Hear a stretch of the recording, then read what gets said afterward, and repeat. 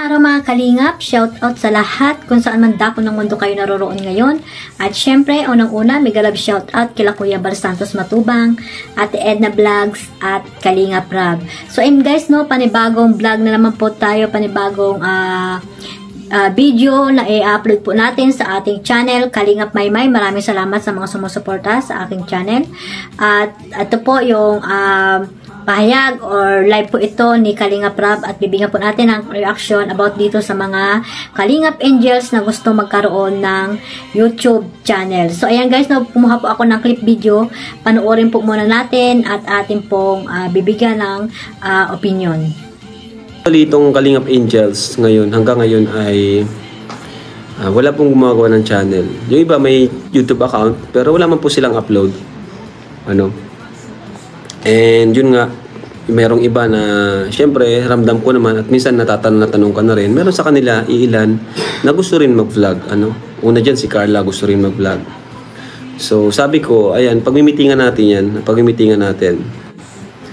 Ayan, kaya yun.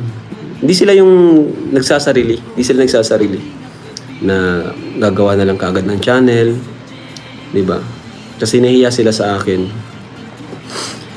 Yan, sila Kuya Robin, Kuya Nico. Tularan po natin si Kuya Robin at Kuya Nico. Bago sila gumawa ng channel, nagpaalam muna sa atin. Kasi bilang bilang respeto po 'yan kay Kuya Bal. Okay lang din naman kung ayaw niyo magpaalam, kaso yun nga, iba yung dating. Iba talaga yung dating. Napakadali lang po nun. Kung ayaw sumunod, madali lang naman pong umalis sa Kalingap. Kami naman po ay kahit umalis, marami po kaming kaibigan na kahit umalis na sa Kalingap is okay pa rin. Saka yung mga founder ng bawat love team, mga founder ng sponsor, admin. Ayan, isa pa yan po. Nagpaalam din po kayo. Magpaalam rin po kayo sa founder. Wag lang yung kay Kuya Bal. Wag lang yung basta-basta na lang tawag dyan. Iba kasi may channel na rin Okay lang sana kung walang channel. Pero may mga channel, magpaalam pa rin po kayo para makasama kayo sa grupo ng Kalingap Reactors or kung saan kayo pwedeng isama. Yan nga guys, napanood natin yung reaction, di pala, ang live ni Kalingap Rab. So ayan, na-mention nga doon na ang mga Kalingap partners ay gusto rin magkaroon ng YouTube channel. Ito ba ay nakakatulong sa kanila mga Kalingap if ever na magkaroon sila ng ng YouTube channel? Kayo na pong sumagot diyan sa comment section para po alam po natin at ang mali ng mga natin is G, ayan, ang mga supporters ng Kalingap. So ayan guys, makakatulong ba ito sa kanilang pang-araw-araw na ginagawa, yung pag-YouTube nila? Katulad po ni ito nga po ang na-mention dito ay si Carla na gusto daw niyang magkaroon ng YouTube channel o gusto niya mag-vlog. So una pa lang po, gusto na talaga ni Carla na mag-vlog para doon makasama niya si Kalingap Rab, kasama niya sa pagtulong kasi mayroon din siyang pusong Kalingap, ayan. Mas maganda yung kung lagi siyang kasama nila Kalingap Rab sa pagcha-charity, ayan. Pero hindi pa sa ngayon, Gusto siguro ni Carla na mag-vlog na para makatulong din siya. Syempre, hindi lang siya umaasa kila Kalingap Rab. Siguro yun yung gusto niya.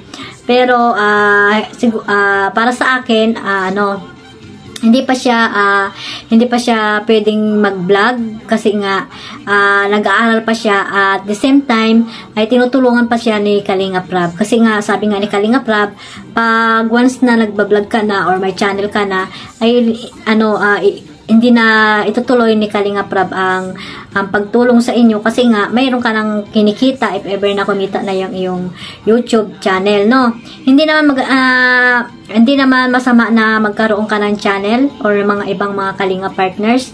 Iiwasan lang natin yung minsan kasi yung mga natulungan na ni Kalingap Rab ay nag-iiba na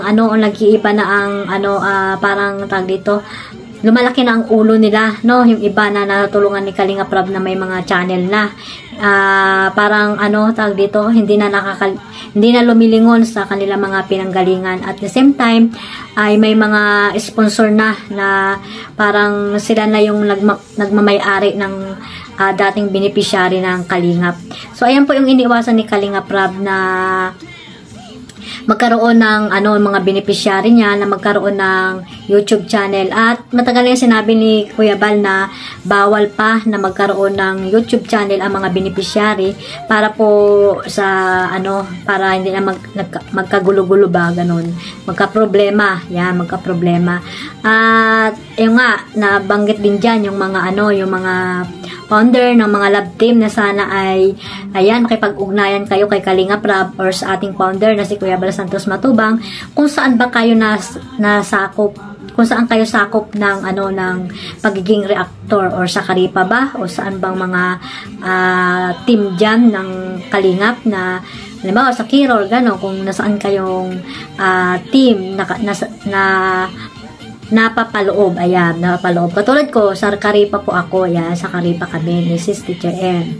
So, ayan po yung mga dyan, yung ibig sabihin ni Kalingap Rab. At sa mga naman, ang masasabi ko naman dyan sa Kalingap Angels, na sana unahin muna nila yung pag-aaral nila. Focus sila sa pag-aaral nila dahil ang YouTube naman, nandyan lang yan, di ba? Nandyan lang, hindi aalis ang YouTube.